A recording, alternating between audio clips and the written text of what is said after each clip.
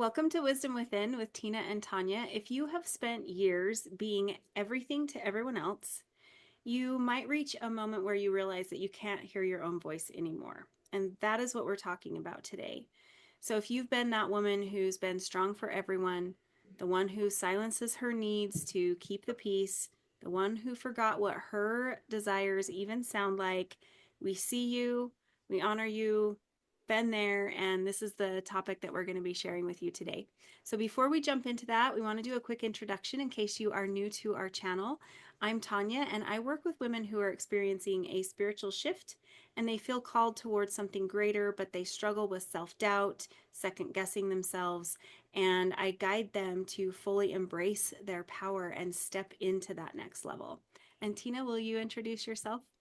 Hi, I'm Tina, and I guide women to deepen their spiritual connection through simple rituals, gratitude practices, and elemental wisdom. And I help them weave sacred spirituality into everyday life with ease and meaning. Awesome. Thank you. I'm excited for this conversation because there is so much for probably about the past year that I've been really thinking of our voice, all the things that come around our voice. And so let's start with why we lose our voice and specifically our inner voice. So, what are some of the ways that you see that?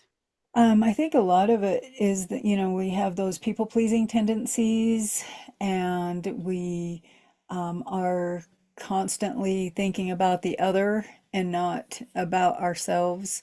Um, we silence ourselves to keep the peace, right? And so we have, and we have that social conditioning that happens within our lives. So, it's all those shoulds that we have on our life. We're always shitting on ourselves, right? Yeah, I know. I know for me, one of the ways I lost that inner voice was I really had developed this thought.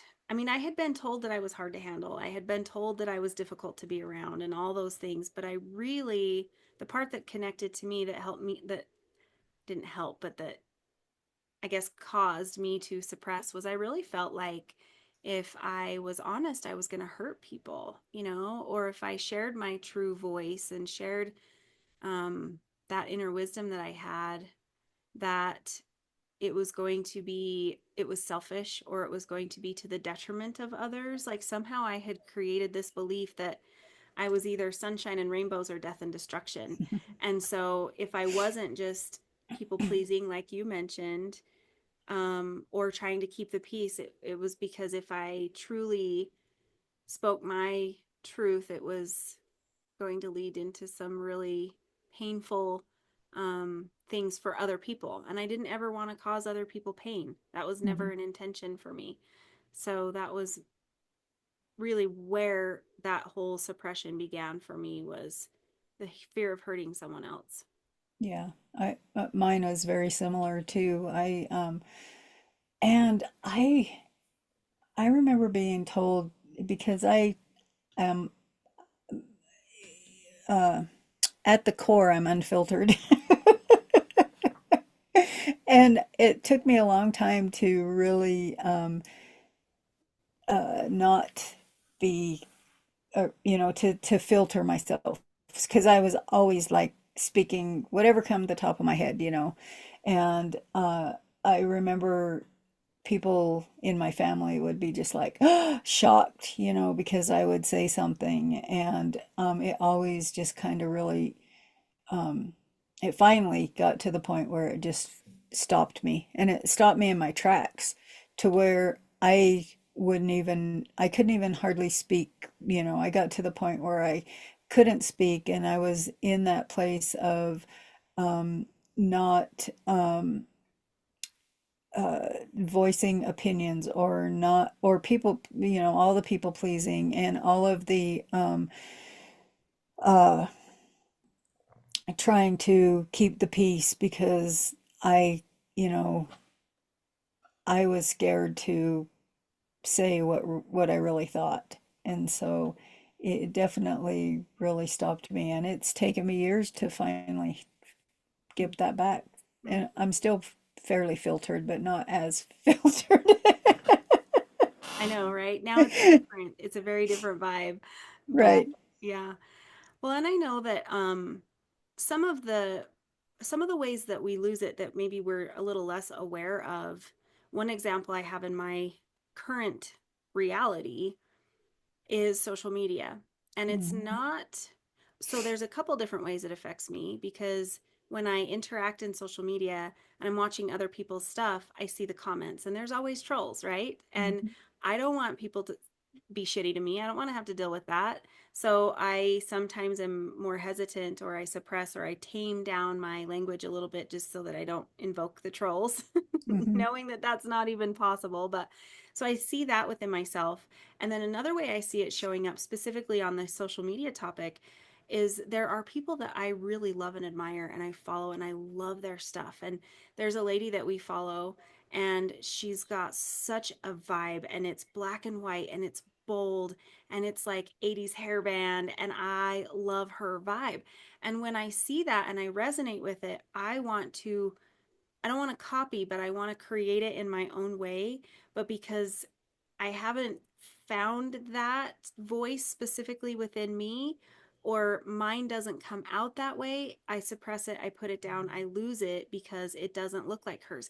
And I know it's not supposed to, and I'm not necessarily like, I don't want it to, but I want to capture my essence in my what I put out online as well. And because I haven't like I mean, I think I have it more than I realize, but Hmm. it's not that. Anyway, it creates that comparison in a way that is not the same comparison trap that we're used to seeing, but still like um I see myself freezing as a result. So Hmm. instead of like just being able to continue sharing my own, it because it doesn't look like that, it doesn't connect with me like that, I don't say anything at all. Right. So I definitely see that in myself currently in the social media world as well. Yeah. I I I have a little bit of that too in the social media world for myself too. And the comparison I think is my worst thing, because I see all these people who are doing such great things and I'm like, well, I'm not doing that good of stuff, and so um so then I don't want to do, I don't want to put my stuff out there because it doesn't seem as good as their stuff. And so I do find that. The other thing that I've noticed is uh numbing. And and I think it gets worse when I'm burnt out, or I'm going through a phase of really, like, I think what happens with me is, like, I go through this phase of go, go, go, go, go, and then I crash. And then I'm numbing. And numbing to me is either scrolling social media, or it is eating, or it is things that are definitely not good for me. And so I'm numbing out in as a way of coping with whatever it is that's been going on in my life. And so I see that a lot. And as a matter of fact, I was just telling you that I had to turn off my or delete my Facebook off of my phone, because I'm like, I'm doing way too much of it, and it's stopping me from, my creativity is just like gone down, because I am scrolling so much and I'm looking at other people's stuff, and then I don't feel like it's as good as, what I do is not as good as what other people do, so it stops me. And so um, when I'm not looking at that all the time, then I'm in a higher creativity mode. I'm able to create at a different level when I'm um, looking at my own stuff and not everybody else's. Hmm. And, kind of with like having that burnout happen first, like what you said, I get burned out and then I start numbing and then I start going to social media and it Mhm. creates that loop of like social media that's making the comparison, which is Mhm. also even creating an emotional and mental burnout and the whole Yeah, loop. And it's there it just continues. It's more and more burnout. And I think it's important too, because not everybody does like Facebook type social media, but even if it's YouTube or or YouTube TikTok. videos, but it can be, and for me, one of my things is, we've talked about this in an Yeah. episode, but it is over consuming. Hmm. And I have a tendency to, because I love to learn and I love to do the depths and I love to learn all the things. And that's not always good for me. Like I need to be, because it is numbing out, but it's also disconnecting me from my inner voice because I'm listening to how other people do it. This is what works for them. This is, and even if it's this great, completely off topic, I'm learning about this Greek goddess or something, and Hmm. I absolutely love that. There's still, I'm still tuning out for my inner wisdom, and I'm still, you know, in the consuming and the mental space rather than tuning to my wisdom within. And that's Hmm. not bad. It's not that all of these things are bad for us. Like, that's not something that's bad for me, but I need to be able to have boundaries around that as well. And then, even sometimes we follow a healing topic. Maybe we're following that YouTube train of understanding this healing modality or understanding our traumas and where they came from. And again, we're disconnecting from our inner wisdom. Even if we're Hmm. learning about it, we really need to, especially those deeper topics of like where trauma came from, we absolutely have to put a boundary on that. And I even think once a week for that is too much, Hmm. because it keeps us in that loop. And so there's a lot that comes from that that really does disconnect us from our inner voice because it keeps us up in our head. Yeah, definitely. And I know I see that with me too, because I love to um, do the YouTube, I love YouTube videos on whatever topic I'm learning at the time. And so I'll go in and start consuming that and consuming that. And I mean, even with rattle making and drum making and stuff, and I've done that. And I've had to put that boundary and just do it my way and just start creating, those things that feel good in my way. And the same thing with like right now I'm in the middle of creating a program, and I've never created, well, I've created small ones, but I've never created one this big. And so I'm like going in and trying to find the YouTube channel that teaches you how to create programs and what do I need to put in it and how does it need to be structured and all the things. And when I finally had to just stop that and be like, this is what I want it to look like, and had to do it myself. And so, let go of those types of things and allow that inner wisdom to come out. And the creativity and the Yeah. passion that comes with Hmm. all of that too. I love Definitely. that. So, and I think too, acknowledging some of what comes with that, because sometimes we end up either shame or grief or, one of those types of feelings where we realize I don't know who I am without all of the roles. I don't know who Hmm. I am if I'm not um, being the person that's helping others, or I'm not running all the errands for someone, or saying yes to everything, or being the people pleaser. If that's if I'm shifting and that is no longer the direction that feels correct for me, who am I? And I know that was a struggle for me, especially in the beginning, because one of my strongest core values that matters most to me is kindness. When I see people being kind to children, when I see people being kind to animals, when I see people do something kind for a stranger, when I see couples interact at the restaurant in kindness, that is a core value that I very, very much love. And not saying I always am kind. Sometimes I'm not. There's a little spice in me too. But that is one of my core values as a human. And so the idea of shifting, and especially thinking that some of my shift may make others, like I mentioned, make others feel bad or make them uncomfortable, felt very unkind. It felt like I was going to be causing them harm, which is opposite of kind. And I had to overcome that a little bit, that, little bit of identity shift of um, me speaking my voice and sharing my truth is not unkind. I don't Hmm. go tell people mean things because that's not my truth. Right. That's actually not my truth. And so a lot of all of this really comes down to getting to know who we are at the core so that we can, I am at my best when I say no to these things because then I can show up more fully. And yeah, so but acknowledging that and recognizing that that does stir up some feels when it's like, oh shit, now what? Right. And yeah, definitely. I know, I think we talked about that in another video too, is like, who are we without the roles that because we get put in those roles. Sometimes they're gifted to us, and sometimes um, we, and they're gifted to us, and we accept that gift.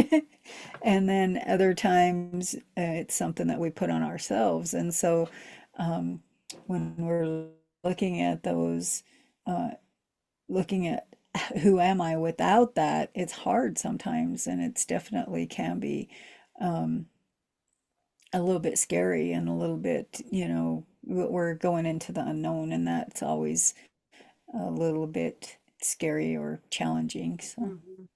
I had a beautiful conversation with a client recently, and um, she is very used to being the peacemaker in the mm, family. And it was so cool to hear her be so excited about the fact that this is the situation going on in my family, and I'm not doing anything. She's like, this has nothing to do with me. And she said, normally I would jump in and start fixing it and trying to keep the peace and doing all the things that we do. And hmm, she's like, nope, not my monkey, not my circus. And I just was so happy for her. Just hearing her explain that and talk that through was just so beautiful about how and why that's so important, because it's really her connecting. And she's like, I'm not taking care of your shit anymore. yeah, This is up to you guys. Good luck to you. You're right, adults.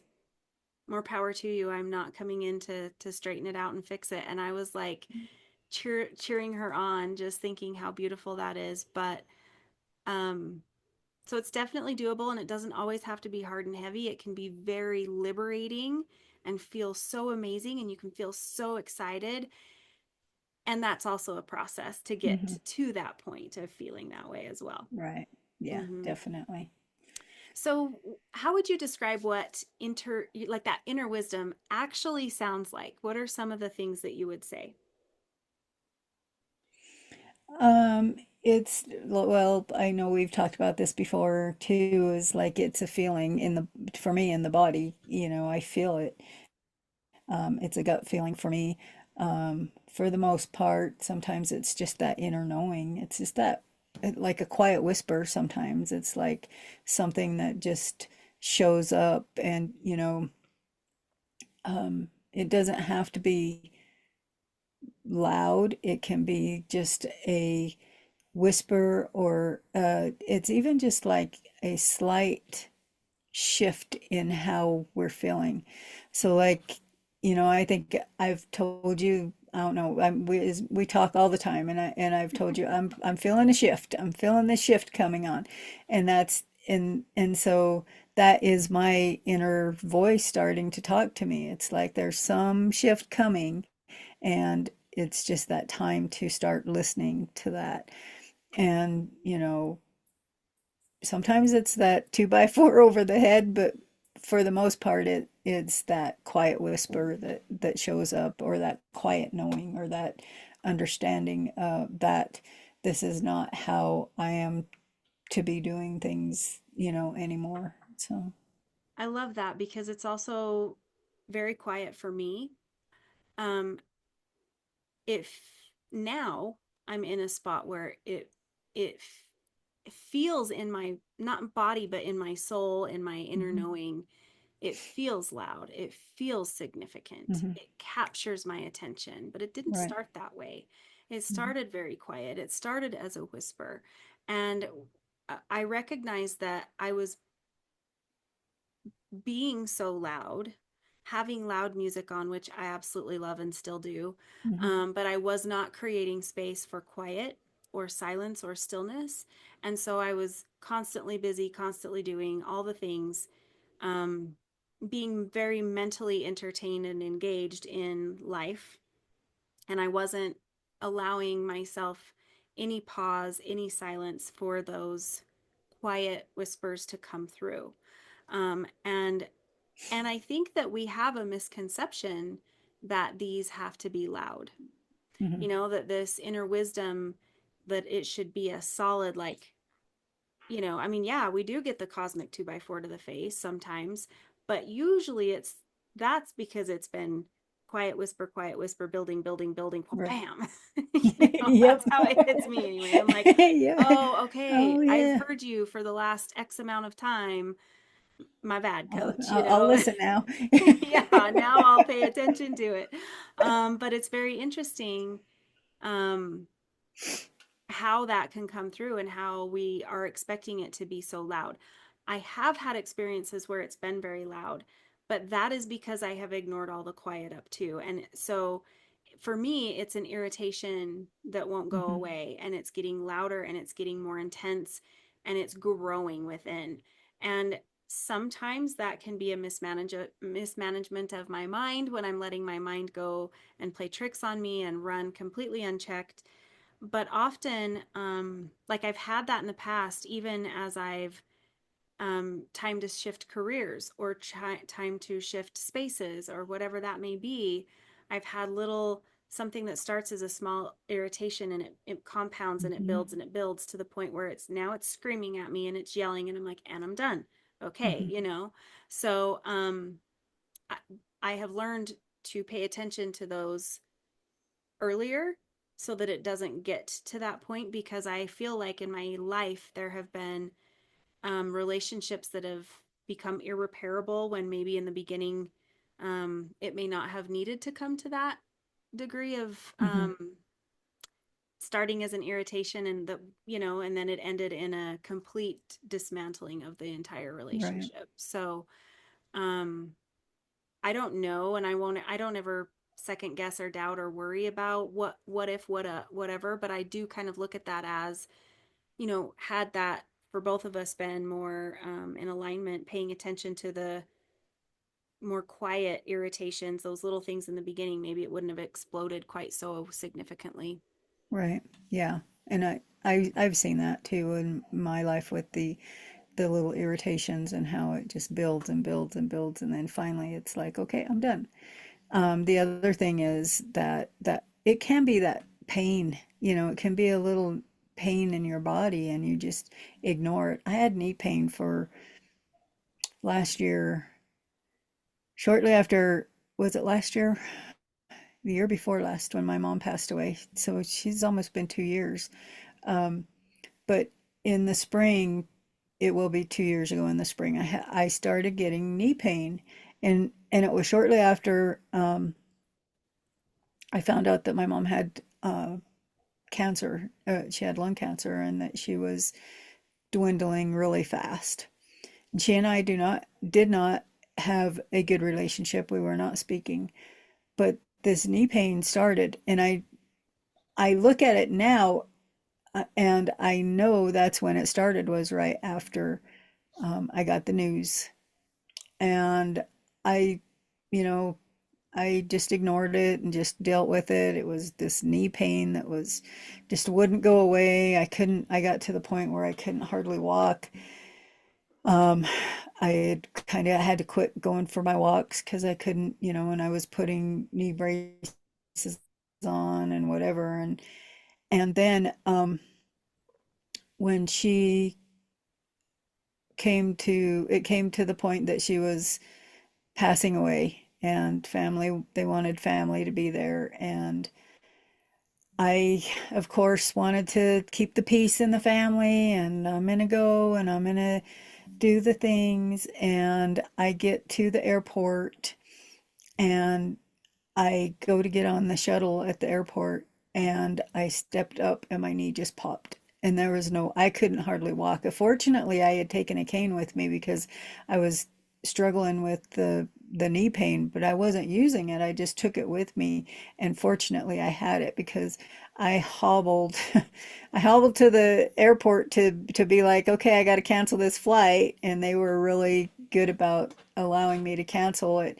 But for one, for that, and for two, because fortunately they were delaying my flight, and so it was kind of real easy to cancel the flight. And so hobbled back to the shuttle and got myself back on the shuttle and made my way home and was down for um, probably 2 weeks with just that knee because I couldn't even move.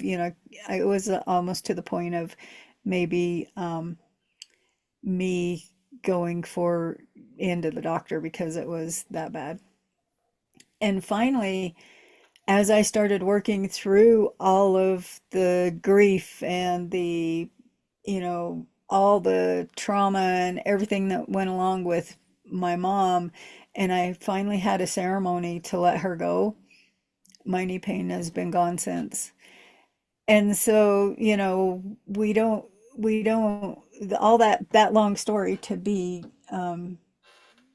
sometimes we get this pain in our body that we don't understand or we're not listening to, and it keeps hitting us and it keeps hitting us, and we suppress it and we suppress it. And that is our body. That is our inner wisdom talking to us. It's telling us maybe we need to look at this. Maybe there's something that we need to um, start digging into and start to meditate on or contemplate where would this pain come from, or see a energy healer or somebody who like our friend Allison who can I mean I swear she can see inside you Work sometimes. her magic. Yeah. Or even like with your energy work, it's just like um sometimes they can give us those insights that we need to help us to start moving through those things like that. hmm I remember when you were going through that, and Hmm. and I think this is important too because it doesn't seem like we're so used to expecting a rational connection, right? Hmm. Like everything that you were going through with your mom does not have any Where rational the thought to knee? your Yeah. knee. And Right.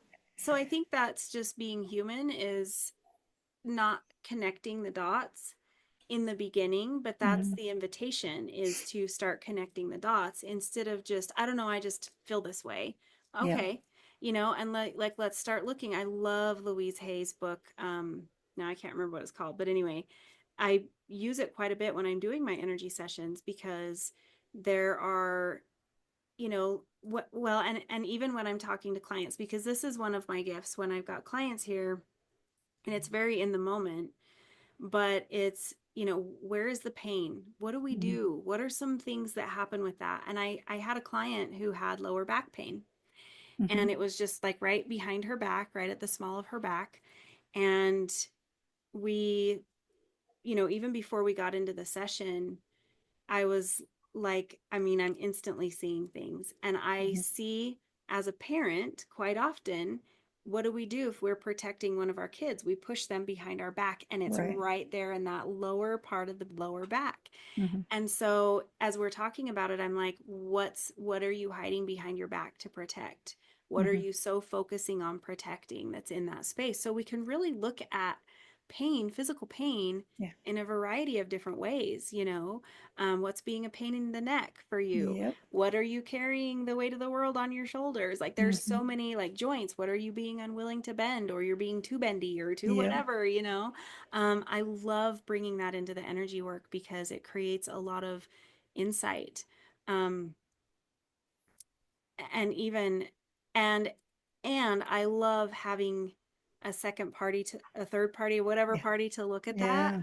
Definitely. because I know in some of the coaching training that I'd had in the past, there were different, I was actually taught to look at language that they're using, body language, Hmm. phrases.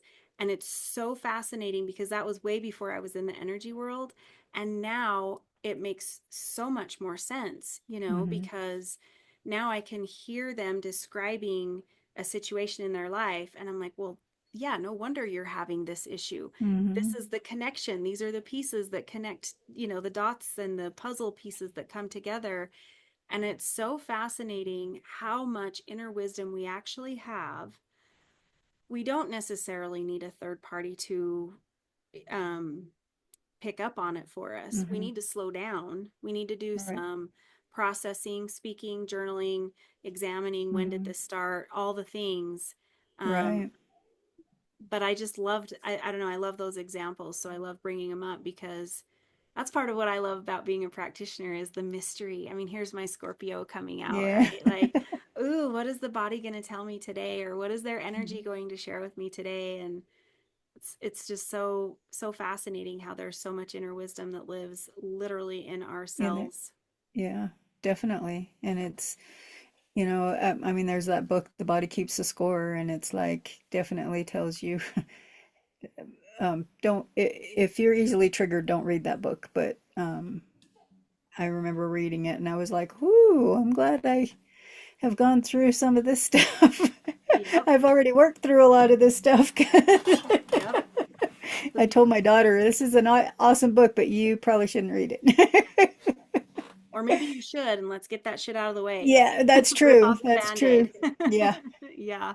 But yeah, so I mean that book, and then I know the one that you're talking about, with Louise Hayes. I was trying to think of what the name of it was too, and I I can't think think it's of it. familiar. But I've got it right over here, but I can't quite yeah, find it. So it's not going to but come to me right now. We'll put it in the links in the yeah, description. Um, but yeah, our bodies definitely have a lot of wisdom, and it's not just always that intuitive knowing it. I mean, that's a big part of it, is the intuition and the gut feelings, and the however we or that just inner knowing or whatever. But there's also that deeper layer of what's this pain telling me, or what's this. Even thoughts, we have thoughts that pop into our heads, and sometimes we're like, well, where'd that come from? And then we ignore it. And sometimes those thoughts can lead us to whatever it is that's going on too. mhm. Yeah, I've done that. And sometimes I'm even like catching myself. So this is another inner wisdom piece where I think I was sharing that with you where I'd had a habit of complaining. I'm Hmm. not going to say I've broken it. It's just part of my awareness I'm currently in. But I remember one time going about my day and I heard my thoughts and I was like, hold on, I'm complaining and bitching about this thing. I don't actually even agree with that. I'm not Hmm. irritated by it. It doesn't bother me. I'm just in this habit of complaining. Hmm. And then so that was a very beautiful inner wisdom moment. It was a record stop moment where I could recognize my thoughts are in a habit loop. That's all it is, Hmm. habit loop, which means I can change that as well. But then I was also thinking, this isn't even mine. A lot of times, these thoughts and these complaints, yeah, they can be programming, but they can also be energetically picked up, just like Yep. pain. So I'm Yep. like, we're clearing all of that. None of this is mine. I'm not taking any of this on. I don't even subscribe to that belief. Be gone, bitches. Get out of my Right. head. So there's just so much wisdom that literally is within, just like you said, listening to our thoughts. Why do I feel triggered? What's going on in my mind? What's all the Hmm. thought loop? But is it mine? Do I, like there's so Right. much work we can do around it that is just absolutely beautiful work. And that is Yeah. the work. It doesn't have to be loud and hard and challenging. It's awareness. Yeah. I think that's the number one, the biggest piece of it, right? Is Mm-hmm. being aware of those things that are popping up. And it's like, like with my knee pain, I was totally unaware. I was like, I don't know where this is coming from, have no clue, until a year later, I'm like, oh, that was what it was. After I did all the shadow work, all the trauma shit, and all the things that went along with it, it was like, oh, okay, that's Mm-hmm. where that came from. Mm-hmm. And I think it's important to just be, reminding people that just because you haven't heard it clearly for a while does not mean that it's gone. Hmm. It's still there. It's just, buried beneath all the expectations, how it's supposed to look, all the programming and conditioning, and and just, just because you haven't, even if you have lived a lifetime of not hearing your inner wisdom, does not mean you're incapable of, does Yeah. not mean, even if nothing has ever worked for you in the past, it does not mean you don't have that ability. It's there. Hmm. It's fine tuning what it sounds like for you, because I know you and I have had conversations, and for us it's still vastly different. Right. And so I think that was one of the best things for me, was actually letting go of the way it was, because I was always listening for it the way in which others were telling me to, and it wasn't ever coming. And so I didn't feel like I had it. I didn't feel Hmm. intuitive. I felt like I was unworthy of receiving the whatever inspiration, Hmm. whatever. And no, none of those things were true. It's just different for me. Right. And I needed to have that little, oh, that's what it sounds like or feels like or looks like. And then it opened up a whole new world for me. Hmm. Yeah, definitely.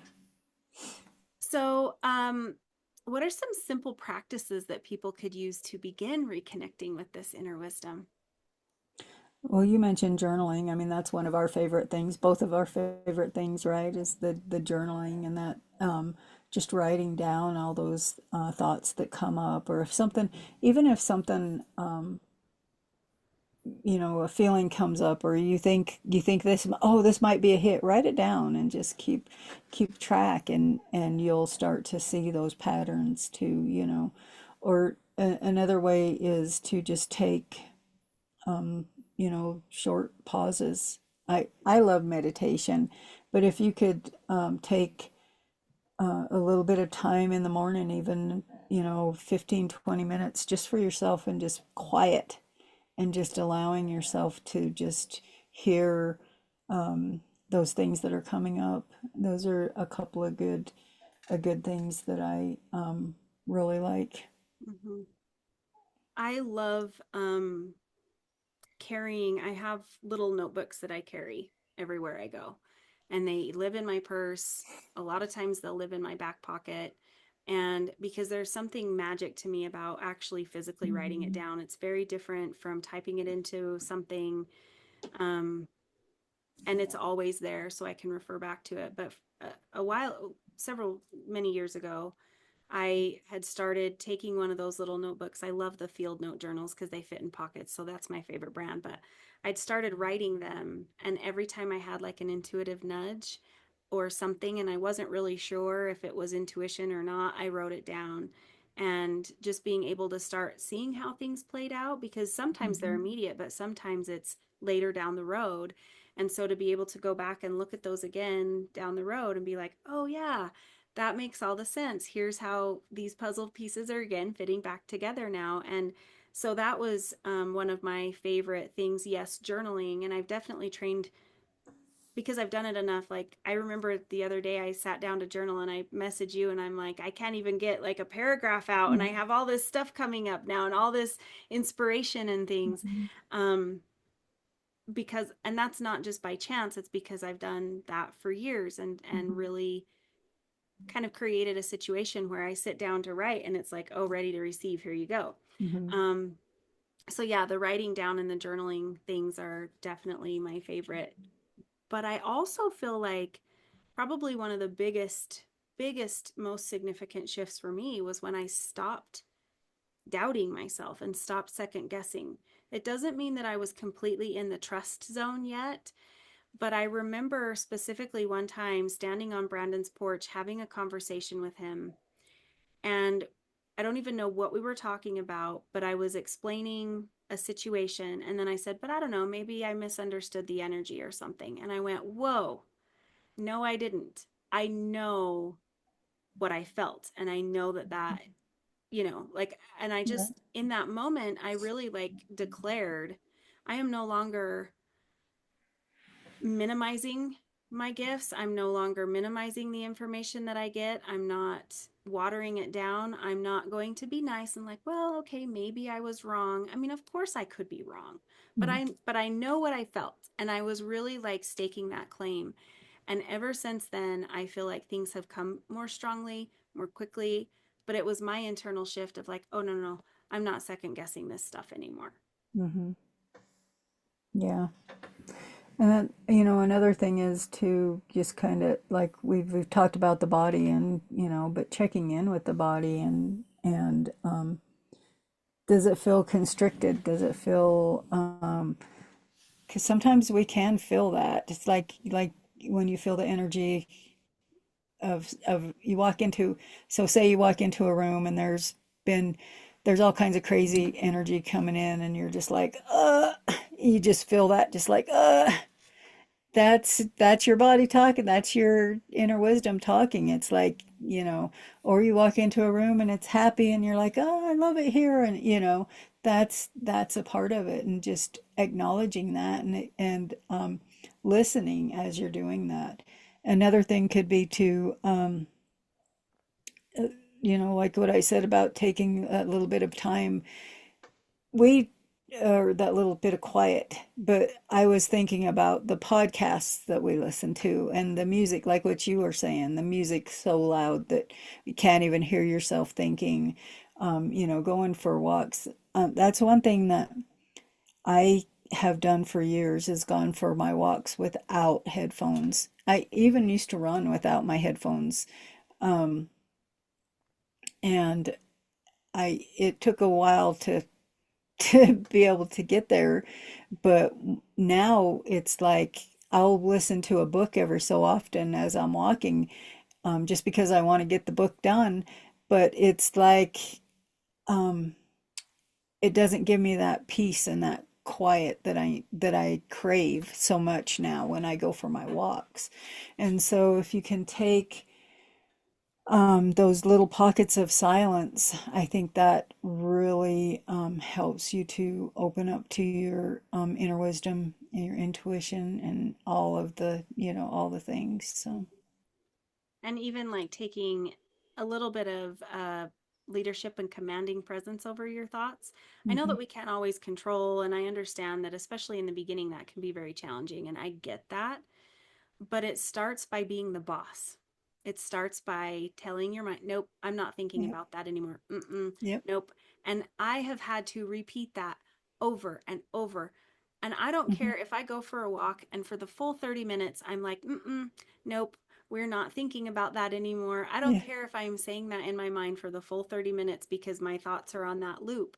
hmm, That is what it takes to be able to say, I'm not, no, we're changing. We don't talk like that hmm, to ourselves anymore. We don't do those things anymore.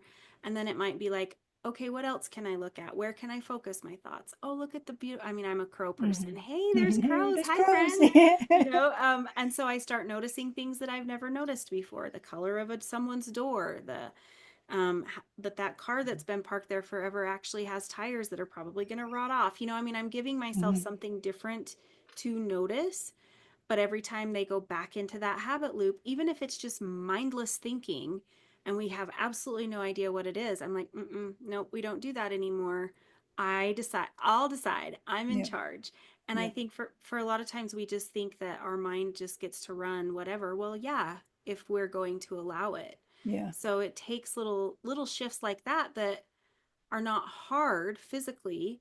And of course, I still end up in times where my mind is running its own show, but I can stop it more quickly now. And I think that's important because that creates the pause, the hmm, silence, and the change. And then in science, new neural pathways, right? exactly. Mm-hmm. Yeah. And I mean, that's goes right back to that awareness. It's being aware of your thoughts. And yeah, I do that same thing. It's like I'm not that person that thinks that way anymore. And that's what I tell myself. I'm like, we don't think that way anymore. I Yep. talk to myself as we don't think that way anymore. We don't say that to Mm-hmm. ourselves anymore, and so yeah, I love that remembering, but it's definitely is that awareness. Mm-hmm. And I love, even with journaling, having a purpose. Hmm. Probably one of my favorites is, if no one else's opinion mattered, what would I choose? Uh-huh. Um, I had a similar prompt. I was reading The Universe Has Your Back by Gabby Bernstein, and I do not remember her exact prompt, but when that book first came out and I first read it, I knew it was significant. So I had the audio version, the Kindle version, and now I have the paperback as well. And I remember listening to the audio, and I had the Kindle open on my phone, and I was wanting to bring in both the audio and the reading at the same time because it was a big deal to me. And there was a prompt, and I paused everything, stopped to write the prompt, and there was a key word there of unapologetic. And I recognized that all of my desires, my wishes, the things that I was wanting to bring into fruition had a filter of worrying about what other people, not what they would think, but like, how would that, this is what this person wants in my life. Specifically, it was around a relationship that I was kind of Mhm. focusing on. And it was like, but I want him to feel comfortable. I want him to, so I was not being true about what it was that I was wanting. I was trying to manifest Mhm. something through the lens of him not feeling uncomfortable. And when that phrase of be unapologetic about your desires or something like that, it hit me like there was my cosmic 2x4 moment, just Mhm. that word, because I was realizing that everything I wanted, I was apologizing for because it was going to make someone uncomfortable or whatever. It wasn't what they wanted. And I was like, holy cow. And so, I mean, I did the journaling prompt about, for the first time probably ever, what was it that just me? What did I want? Mhm. And allowing it to just, however it affects other people, I'm not going there. It's not my job to make sure that they never have a discomfort in their life, like whatever.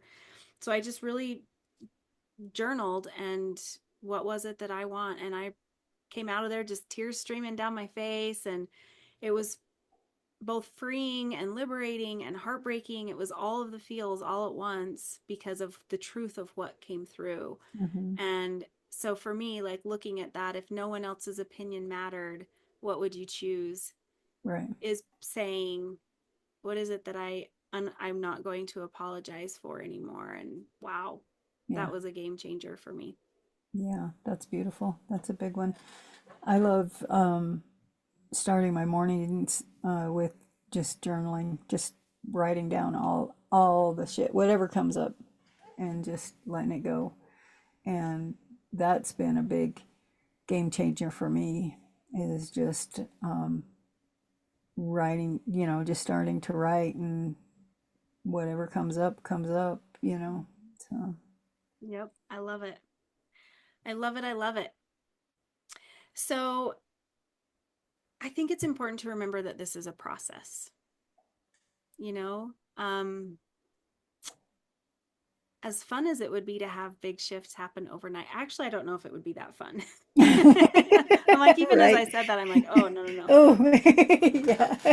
Um, but, sometimes these shifts come, it's divine timing, right? Um, there are a lot of times where I'm done with this lesson. I don't want to keep learning it. I want to move Hmm. past it. I want it fixed. And it can be, that can be a lot of the struggle, is trying to force the timing or force the learning or the lesson or whatever. But really, it's not about fixing ourselves. It's not Right. about changing, or no, we're not broken. I think Hmm. that's the important part, is that we're not broken. Right. Um, and then allowing ourselves to, if I'm not broken, then what? You know, Hmm. then I don't have to focus my thoughts. Everything we just talked about, from numbing to over consuming to all the things, we just get to be. Yeah. Yeah. I love that.